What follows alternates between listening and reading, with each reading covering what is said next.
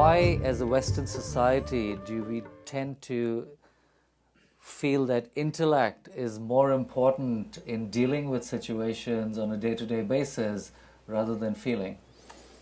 I think it's a European hangover. Descartes,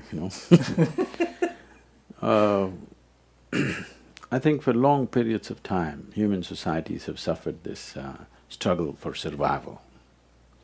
When you want to survive, your ability to discriminate is the most important quality, otherwise you don't survive.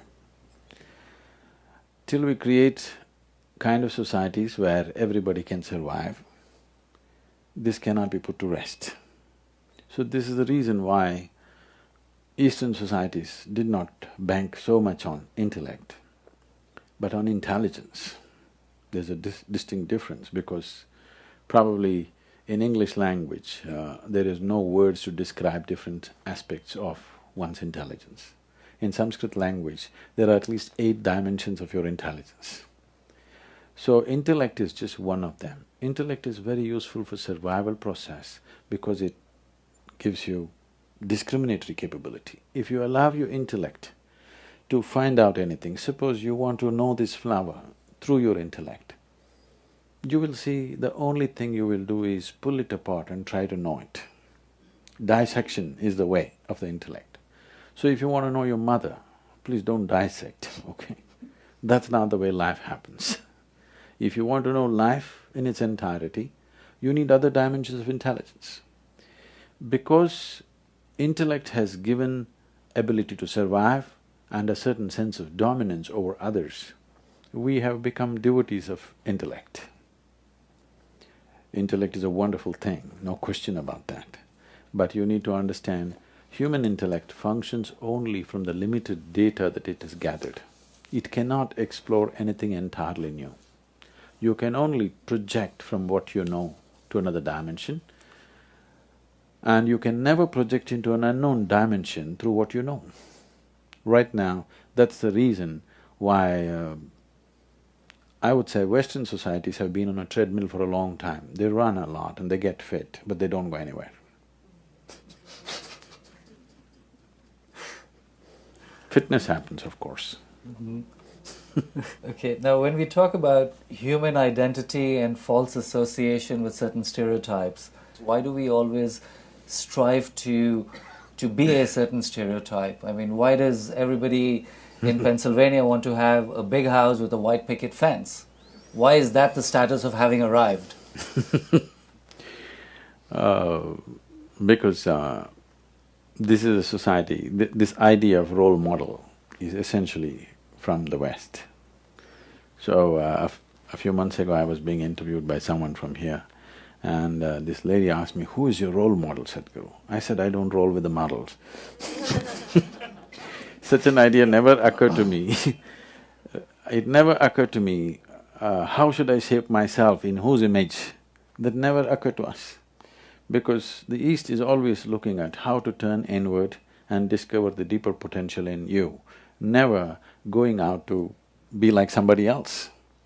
This is something which is there in the natural ethos of India, that you cannot be somebody else. You can never ever be someone else, you can only be yourself. And how to make this yourself into your full potential, full-blown growth is all. The traditional yogic examples go like this: if a mango tree looks at a coconut tree and thinks coconut tree is taller and aspires to become a coconut tree, it will become a no-good mango tree. So, every life is unique in its own way and has its own place. The only thing that life has to do is to find the necessary nourishment to get full-blown growth. If you become a full-blown yourself, and that's all you can do, otherwise you will become pretentious. So the problem is, once you go by your intellect, these two things are very connected. Once you go by your intellect, you will have a whole lot of information but you don't know anything. This is modern education. You have a whole lot of information with you, everybody is rattling out what… In a dinner party you can see people saying exact distance between planet Earth and planet Mars and everything, but what relevance is it? It is just that you can gather information like this. When you have information, you have a false sense of feeling that you know everything, but you know nothing. It may help you in the financial market to have information, but with life, what is needed is not information, what is needed is profoundness of purchase that you have into life. You need traction into life, experiencing life. You cannot know it. If you read a book and you think you know life, or you figure out something in your head and you think you know it, no. You have to experience it. The profoundness of your experience is what makes this life. So if you go by the intellect, imitation is a natural process, and that's how the role models come. Can I tell you a story? Please.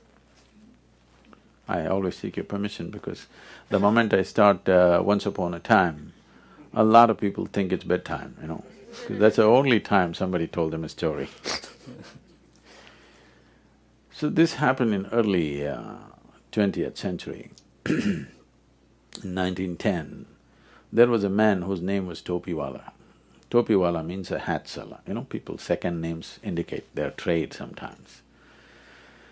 So, he's going from village to village, town to town selling hats in the tropical heat. One afternoon he felt tired and he went and sat down under a tree, opened his meager lunch, ate and dozed off. After a little while he opened his eyes and to his horror, all the hats were gone. He looked all over the place, no hats. When you do everything possible, when you don't know what else to do, people pray. So he looked up to pray and he saw a bunch of monkeys sitting there, all hats on. So he screamed at them, they screamed back at him. He abused them, they abused in their own language. He picked up whatever he could and threw it at them, they picked up whatever they could and threw it back at him. Not knowing what to do, out of sheer frustration, he took his hat and flung it on the ground. All the monkeys took their hats and flung it on the ground, and he picked them up and went about his business. 2013, December 21st, another man was going around selling hats. His name also happens to be Topiwala. And one afternoon he went and sat under a tree, ate his elaborate lunch, 21st century, you know, and promptly fell asleep. After some time he woke up, hats gone. He didn't look here and there, he looked straight up. A bunch of monkeys were sitting hats on. He got up and jived, they all jived. He made funny faces, they made funny faces. He had all the fun he wanted to have. When he was done, he picked up his hat and flung it on the ground. A baboon of a monkey quickly came down, picked up the hat, walked towards him, gave him a tight slap in the face and said, "You idiot, you think only you had a grandfather." So there is substantial evidence, there is evidence that monkeys are evolving, okay? Now, once you go by the limitations of your intellect, you are still a hunter and gatherer. Maybe instead of gathering pieces of meat and leather and bone and tooth of animals, today you gather information, you know the distance between Mars and Sun and this and that. Maybe you gather, but still the nature of the intellect is to gather. By gathering, if you gather so much, somebody who has this much, in front of that person, in comparison to that person, you look better. But in the experience of life, you will not feel any better.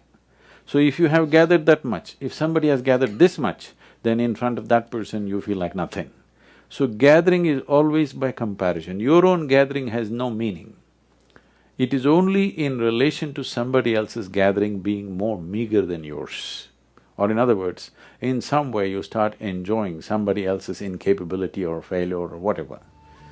So, this is the nature of the intellect, because it survives on what you have gathered.